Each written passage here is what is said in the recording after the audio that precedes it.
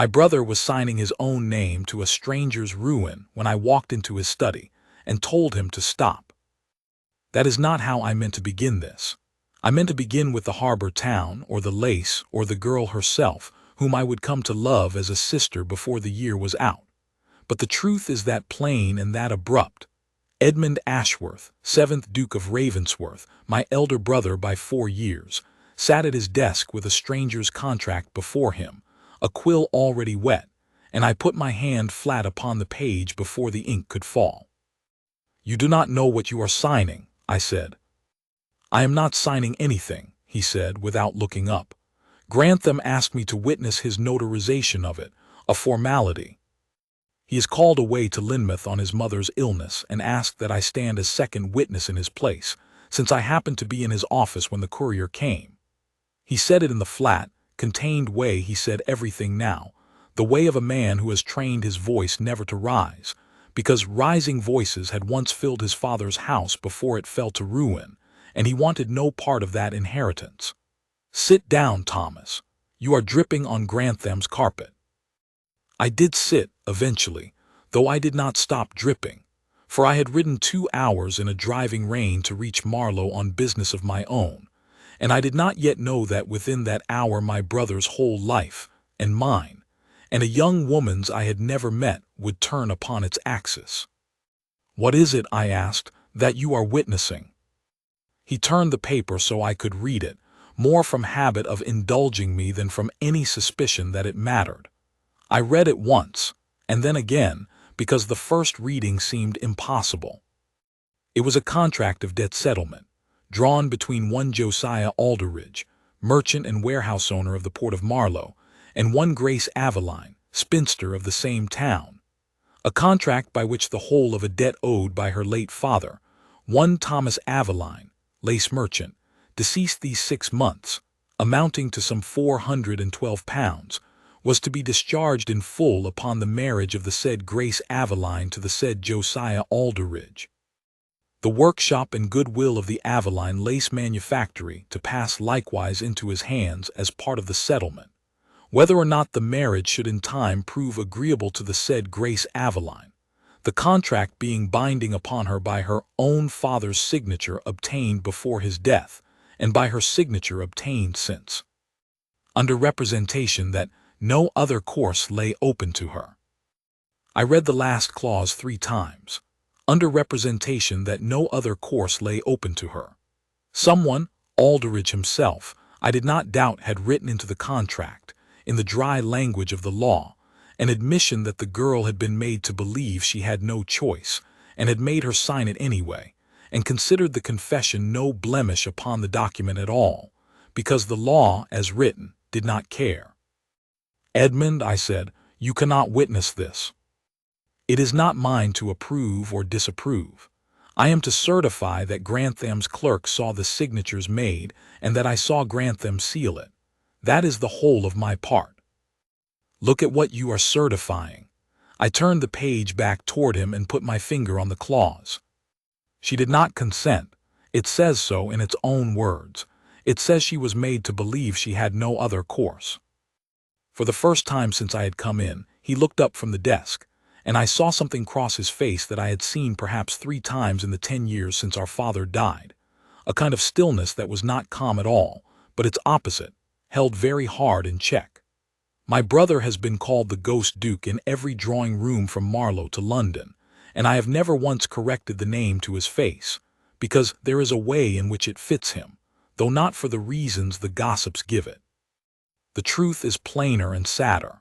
He watched our father drink and gamble and shout his way to an early grave, and a scandal that the papers dined upon for a season, and Edmund concluded that a man in his position did the least harm to the world by being still. He went home to Ravensworth and stayed there, and London decided he was a ghost because it could not conceive of a duke who simply did not want an audience. But stillness is not the same as blindness, and what he read on that page now was not a formality. It was a young woman's whole life, signed away in the dry ink of other men's convenience. "Where is she?" he said, "at this hour?" I did not yet understand why the question mattered so much to him, only that it did, and that I was glad of it. That is how I come to be able to tell you what happened next, for I went with him. We found the Aveline workshop above a chandler's shop on Cooper's Row, a narrow lane that ran down toward the harbor and smelled of tar and salt, and as we climbed the outer stair, of the particular clean smell of new linen and beeswax that I would come, in time, to associate entirely with her. She was at the frame when we entered, a lace-maker's frame, though I knew nothing of such things then, with perhaps 8 or 9 bobbins of thread hung from pins, moving them with a speed and certainty that seemed almost sleight of hand. She did not startle at the sound of the door, though a duke and his brother, both soaked from the rain and both wearing the particular grim look of men who have just read something that angered them, were not a common sight on Cooper's Row. She merely finished the movement she was making. I would learn later that a lace-maker who breaks her rhythm mid-pattern can ruin an hour's careful work, and only then looked up. "Gentlemen," she said, in a voice that was courteous and entirely without fear, though I would learn later that she had every reason for fear that week. "The shop is closed for custom orders until Michaelmas. If you've come about my father's account, Mr. Aldridge handles all that now." "We have come about your father's account," Edmund said. "Though not, I think, to speak with Mr. Aldridge." Something in his voice made her set down the bobbin she was holding. I watched her look at him properly for the first time, at the fine dark coat, unornamented but clearly costly, at the way he stood as though he owned the stillness of the room rather than merely occupying it. And I watched her draw herself up very slightly, chin lifting, shoulders setting, the way a person does who has decided that whatever is coming, she will not be made small by it. "You have the advantage of me," she said. "Edmund Ashworth, Duke of Ravensworth." He said it the way he said everything, without weight, as though the title were an inconvenient fact about himself rather than a boast. "This is my brother, Lord Thomas. Miss Aveline, I have this hour been shown a contract bearing your signature and Mr. Aldridge's, concerning a debt of £412. I watched the color leave her face and then, a moment later, come back into it twice as fierce. "Then you have seen more of my affairs than I would have chosen to show a stranger," she said, "and I do not know by what right." "None," Edmund said. "I claim none. I was to witness the notarization as a favor to my own solicitor who was called away. I read the terms before I understood what I was reading." He paused. "Miss Aveline, did you sign that contract willingly?" It was a plain question, and I think she might have forgiven a more delicate man for not asking it so directly, in her own workshop, within a minute of meeting her. But I have come to understand that my brother does not know how to be delicate about a wrong. He only knows how to be exact.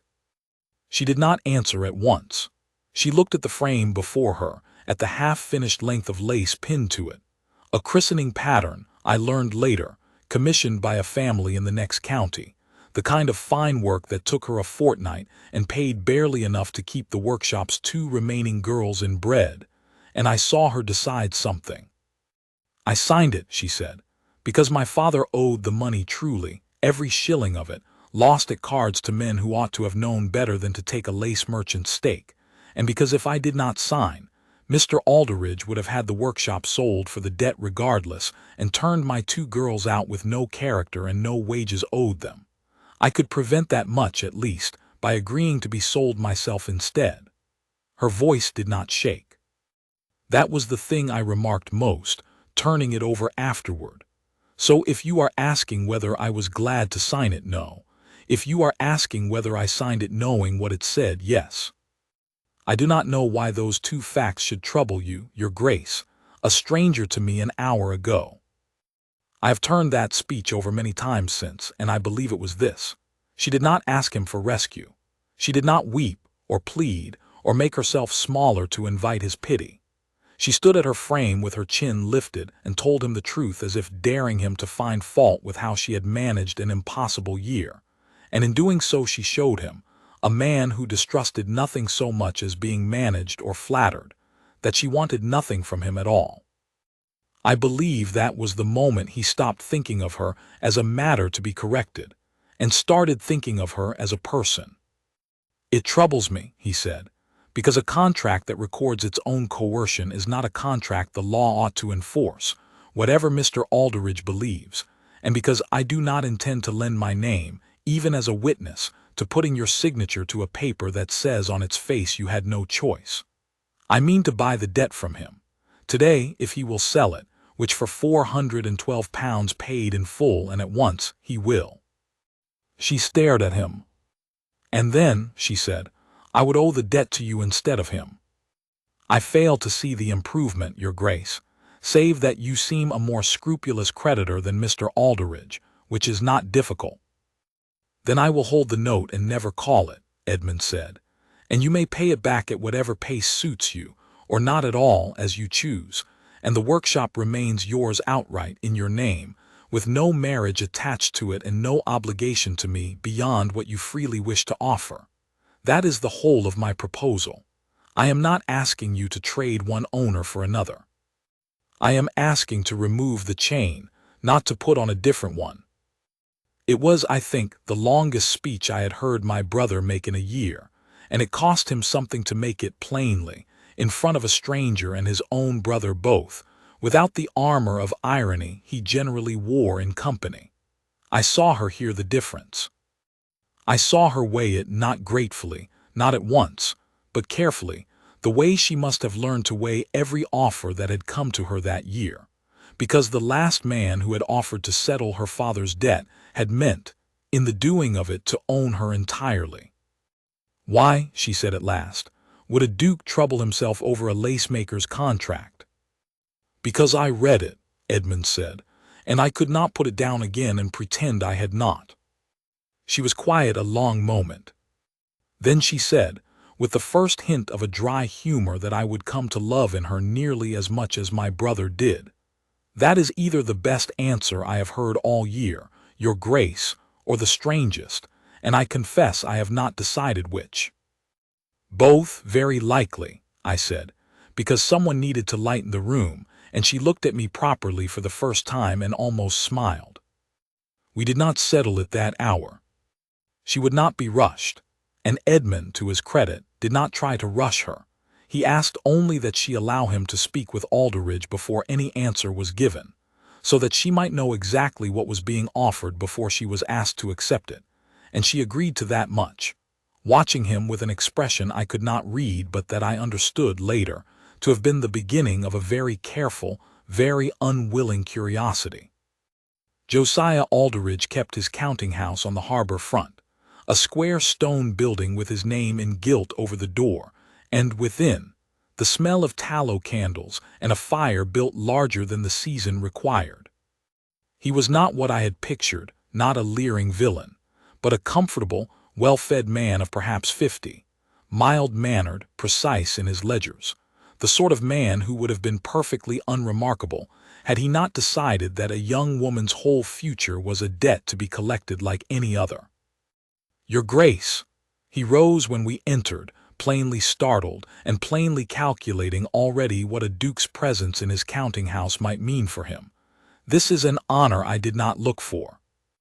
"I have come about the Aveline debt," Edmund said, without preamble, laying the copy of the contract on the desk between them. "I am prepared to purchase the note from you in full, £412, paid today, in exchange for its assignment to me and the cancellation of the marriage clause entirely." Aldridge's mild expression did not change, but I saw his eyes go once quickly to the contract and back to my brother's face, doing the sum of what this cost him and what it gained him. "Your Grace is generous," he said, "but I fear the arrangement is not merely financial. Miss Aveline and I have an understanding." "Miss Aveline has told me herself, not an hour past, that she signed under the belief she had no other course open to her," Edmund said. "That is not an understanding, Mr. Aldridge. That is a debt collected by means of despair, and you have written the fact into your own contract as though it were an ordinary term, which tells me you did not think anyone of consequence would ever trouble to read it. I have read it." Aldridge's mildness slipped just slightly into something with more teeth in it. "The law does not require a bride to be delighted with her bridegroom, your grace, only willing enough to sign her name, and she signed it freely, no knife at her throat, no chains on her wrists. I have done nothing that a court would not uphold." "Perhaps not," Edmund said. "But you have done something I will not stand near, and I am a man with the means to buy your paper out from under you within the hour, and if you will not sell willingly, I promise you I will find some other lever.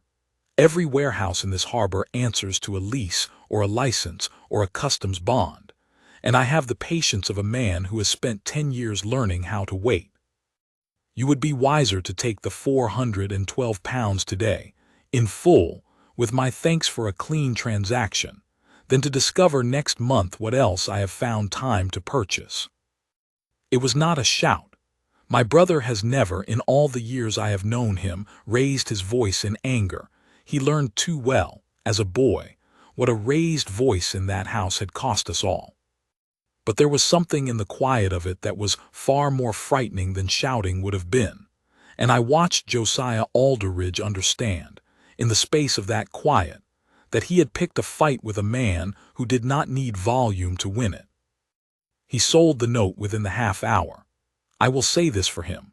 Once he saw the game was lost, he did not waste further time pretending otherwise, and the transfer was drawn up and signed before we left his counting house. The marriage clause struck through in Edmund's own hand and initialed by both parties, so that there could be no later claim of ambiguity. I watched my brother pay £412 for a stranger's freedom with the same unhurried care he gave to every transaction of his life, and I thought, not for the first time, that the gossips who called him cold had never once seen him do anything at all. We returned to Cooper's Row with the assigned note in hand, and I confess I expected relief from her, perhaps even tears, though I had already seen enough of Grace Aveline to suspect tears were not her habit. What I did not expect was the wariness with which she received the news. "You have bought my debt," she said, turning the paper over as though she distrusted its very ink, "and struck the marriage clause, and you tell me I owe you nothing beyond what I freely offer. Forgive me, your grace, but I have had one man explain to me this year that he meant only kindness by owning me. I find I no longer trust the word entirely from any quarter." It was, I thought, a very fair thing to say, and I watched my brother take it exactly as fairly as it was meant. "You are right not to trust it merely spoken," he said. "I do not ask you to. I ask only that you watch what I do over time and judge me by that instead. I will not call the note. I will not visit unasked. If you wish never to see me again after today, you need only say so, and I will leave the paper with your own solicitor and trouble you no further." He paused, and I saw him choose his next words with unusual care. "But I will say this much, because you deserve honesty rather than only courtesy. I did not do this only for the wrong of the thing, though the wrong of it was reason enough. I did it because, when you spoke to me in this room an hour past, you did not ask for my help. You told me your circumstances as though daring me to find fault with how you had borne them, and I have not met anyone who spoke to me in quite that way in a very long time. I have rarely seen my brother say so much of his own mind to anyone, and I do not think Grace Aveline had expected it either, for she was quiet a long moment, studying him as though revising some earlier sum. "That," she said finally, "was more honest than I expected from a duke." "I have had a great deal of practice being thought a ghost," he said, with the ghost of a smile of his own, "which leaves rather less patience for pretending to be something I am not."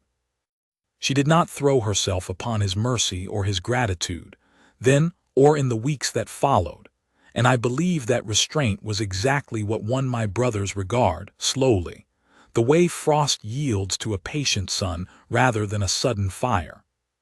She kept the workshop running herself, and when he called no more than once a fortnight at first, always by daylight, always with some plain excuse of business, she received him among the frames and bobbins and put him, more than once, to winding thread onto pins while she talked, because she said a man ought to earn his tea.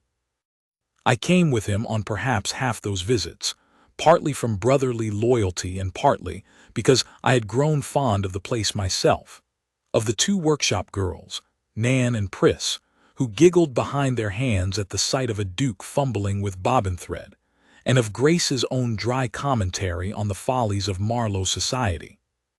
My father was not a wicked man, she told us once, on an autumn afternoon when the rain kept us all three indoors longer than manners strictly required. Only a weak one, and I have had a year to learn the difference matters less than I once thought it did to the people left holding what the weak man broke. He loved the lace trade, genuinely loved it, the patterns, the history of it, French bobbin lace and Flemish and our own English styles, all different as dialects of the same language, and he taught me everything I know sitting at that very frame, before the cards took hold of him in earnest. I do not know how to hate him for what he did to us. I have tried. I only managed to be tired. You are not required to hate him, Edmund said, to grieve what he cost you. No, she agreed. But I notice you do not say I ought to have forgiven him either.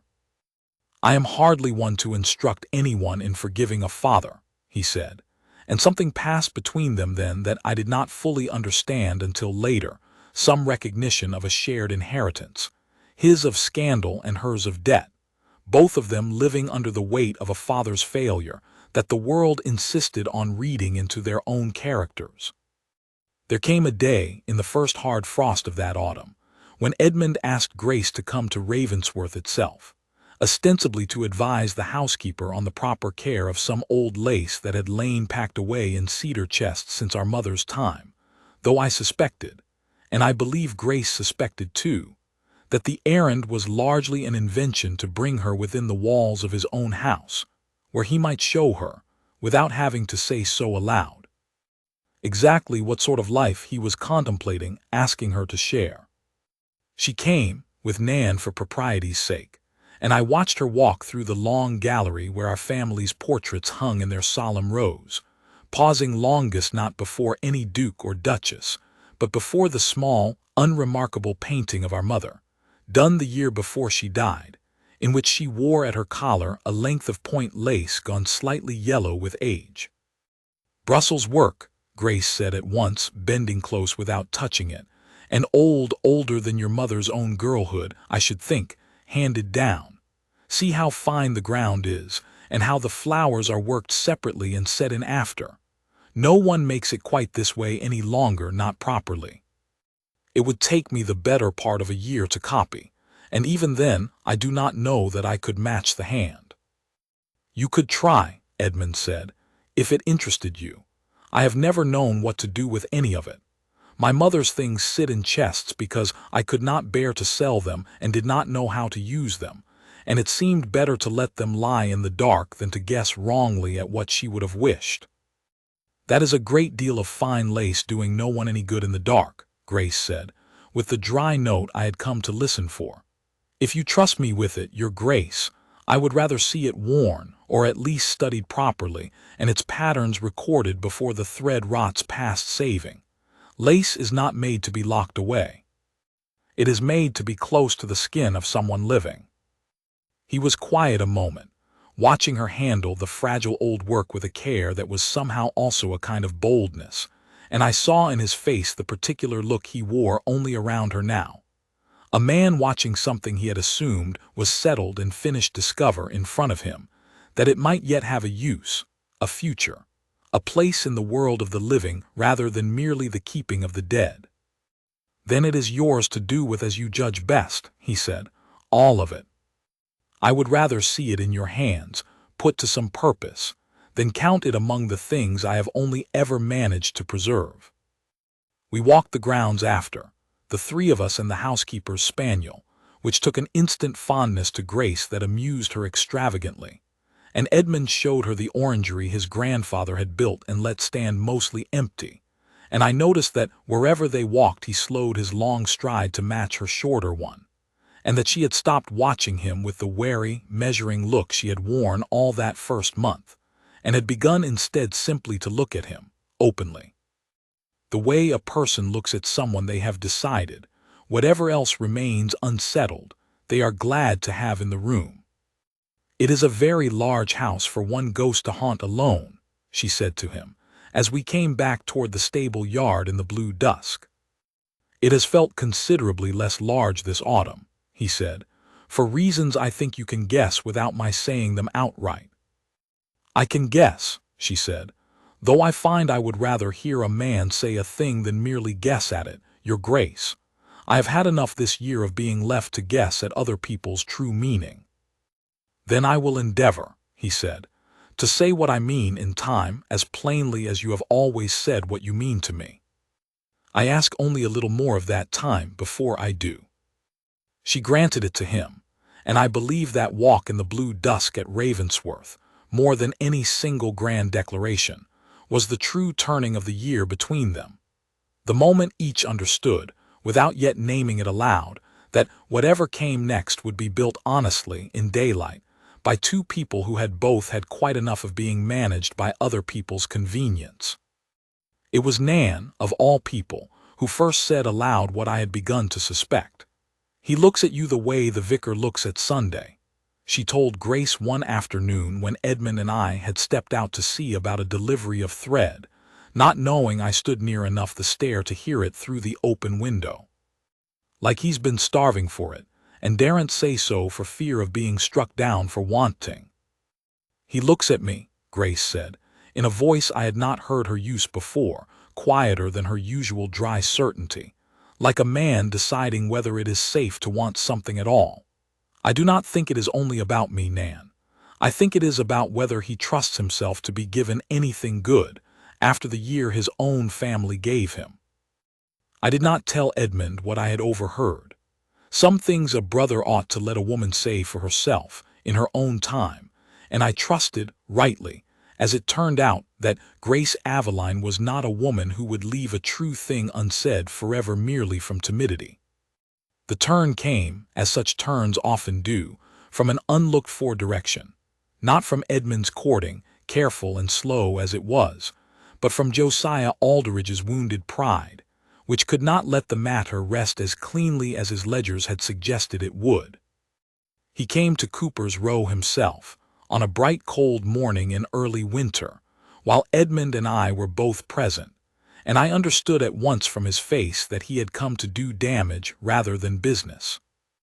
"I hear congratulations may soon be in order," he said to Grace, with a smile that did not reach any part of his face above the mouth, "though I confess I am curious how a lace-maker's daughter comes to keep company with a duke without the town drawing its own conclusions about the arrangement. I have said nothing myself, of what I know of your family's circumstances, but I imagine his Grace's fine friends in London would be very interested to hear the whole history, dressed up rather less kindly than I have dressed it here. It was, I understood at once, an attempt at blackmail dressed as idle gossip, pay me, or be quiet, or I will make her the subject of every cruel rumor a resentful merchant can invent. I have thought since that Aldridge misjudged his man badly, imagining that Edmund's old dread of scandal would make him pliable to a threat of more of it. He misjudged Grace rather worse. You may tell the whole harbor whatever history you please, Mr. Aldridge, she said, before Edmund had drawn breath to answer, and I will stand in the market square myself and correct any part of it you get wrong, for I am not ashamed of a single fact of my own life. My father gambled and died in debt. Every soul in Marlow knows it already, since you were not shy in telling them at the time. I signed a contract I did not want, and a duke who happened to read the paper thought the terms of it a disgrace and bought it from you at a fair price, which you accepted readily enough when it suited your purse. There is no scandal in that account that reflects poorly on anyone but you, sir, and I invite you to repeat it as loudly as you like. Aldridge's smile had gone entirely by the end of that speech, and he turned to Edmund, plainly hoping to find in the Duke's face the dread he had failed to find in the lace-maker's. He did not find it there either. "Mr. Aldridge," Edmund said, in the same unhurried voice he had used in the counting-house, I spent a decade believing the surest way to protect my family from further scandal was silence. I have learned this autumn that silence bought at the price of watching an injustice go uncorrected is not protection at all, only cowardice with better manners. Tell the whole of London whatever tale you please about Miss Aveline and myself. I will not trouble to contradict a word of it.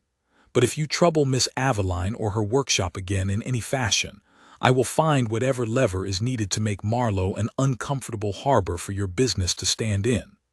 I did not enjoy learning. I possessed that kind of patience, Mr. Aldridge, but I am not at all sorry to have it. I have never seen a man leave a room so quickly while trying so hard to appear that he was not fleeing it. Aldridge did not trouble Cooper's Row again, and I understood, watching him go, that whatever remained unspoken between my brother and Grace Aveline had just been forced, by an enemy's own hand, several steps nearer the light. It was Grace who spoke first, once the door had shut behind him. "You did not have to say all that," she said, and her voice was not quite steady, though her chin was still lifted in that way she had. "I found I wanted to," Edmund said. "I have spent 10 years arranging my whole life around never giving anyone reason to look at me twice, and this autumn I have begun to wonder what that avoiding cost me, whether it was ever really about protecting Thomas or the estate, or whether I had simply grown afraid of wanting anything, in case wanting it made me visible again." He stopped, and I saw him gather himself, the way a man gathers himself before stepping off a height he has measured very carefully and decided, at last, to trust. "I did not buy your debt to make you beholden to me. I want, very much, to know whether you might one day choose me freely, owing me nothing, because I think, Grace Aveline, you are the first person in 10 years who has looked at me and seen a man rather than a title, a scandal, or a ghost, and I find I have grown entirely unwilling to lose that." She did not answer at once, and I confess I held my own breath nearly as long as I imagined she held hers. "I have spent a year," she said finally, "being told in one fashion or another that my worth was the sum of a debt, that I was a workshop and a name and £412, to be settled by whichever man could produce the largest number first. You are the only person who has ever come into that reckoning and torn up the sum entirely, and told me I was worth being asked rather than bought. I do not know how to answer a man who does that, except to say that I have found myself, this autumn, looking forward to Tuesdays and Thursdays in a manner I have not examined too closely, because I was afraid of what I would find if I did." "And now that you have examined it," Edmund asked very quietly. "Now," she said, "I find I do not want to pretend any longer that it is only the thread I look forward to winding. I will not pretend I remember every word exchanged after that, for I had the great good sense by then to find urgent business with Nan and Pris at the far end of the workshop, and what passed between my brother and Grace Aveline in the quiet that followed was theirs alone, and remained so in the telling, a held look, a hand offered and taken. Nothing more than that need ever be set down, for some things are better honored by discretion than by description. What I can tell you is that, when Edmund proposed to her, some weeks later in that same workshop, among the very frames where she had first told him she signed away her freedom rather than let 2 girls go hungry, he did not offer her a grand estate or a title's protection or anything that could be mistaken for a settlement of debt. He offered her, he told me afterward, a partnership, his resources and her craft, joined without either swallowing the other, the Aveline workshop to remain hers in name and management always, whatever else her married name might become, with his backing to expand it as she saw fit, into London trade if she wished it, or nowhere at all if she preferred Cooper's Row exactly as it stood. "I have had one man offer to buy me," she told him, "and I was present for this part, having been summoned back by Pris with unseemly haste the moment the important word seemed imminent, and I did not care for the terms. What are yours precisely, your Grace, since I find I have grown particular about contracts this year?" "My terms," Edmund said, are that you keep every part of yourself you have fought to keep this year, the workshop, the girls, your own name on your own ledgers, and add to it, if you are willing, a husband who has no wish to be master of you, only partner to you, and who has discovered this autumn that he would rather be seen plainly by one clear-eyed lace-maker than remain comfortably invisible to the whole of London for the rest of his life. That is a very fine speech for a man who claims no patience for pretending, she said, though her eyes were bright in a way that gave the dry tone away entirely. I have had a fortnight to prepare it, he admitted, and I confess I rehearsed part of it on your own doorstep, which Nan will tell you she witnessed and found highly diverting. Nan, from across the room, did not deny it. Word of the betrothal reached Marlow long before any formal announcement did, and I will own that not all of it was kind. I heard one particular matron of the town, a Mrs. Dunmore who fancied herself the arbiter of Marlow's proprieties, remark within my hearing at the drapers that no good could come of a duke marrying so far beneath his standing, and that the girl had doubtless contrived the whole business. Grace herself was standing not 3 feet away, examining a bolt of muslin, and she turned with a composure I have rarely seen equaled. "Mrs. Dunmore," she said, "you knew my father and bought lace from this workshop for your daughter's christening gown, at a fair price and on generous terms, as I recall. I do not contrive anything, ma'am, that I have not already earned with my own 2 hands at that frame since I was 11 years old, and if the Duke of Ravensworth has found something in me worth the asking, I do not think it is my place, or yours, to argue the arithmetic of his heart. I should be glad of your custom still, if you find you can bear to be served by a future duchess."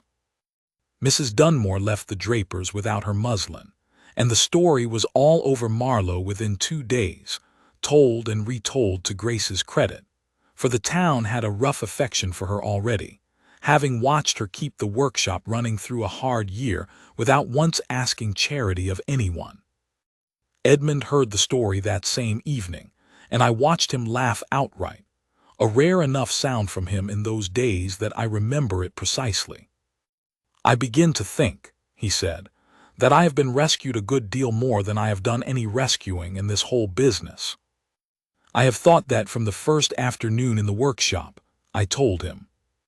Grace Aveline married Edmund Ashworth, 7th Duke of Ravensworth, in the spring, in the small stone church at Marlow rather than any grand London chapel, because she said she would be wed within sight of the harbor that had nearly claimed her, so that she might always remember exactly what she had been rescued from and exactly what she had chosen instead, and the difference between the two.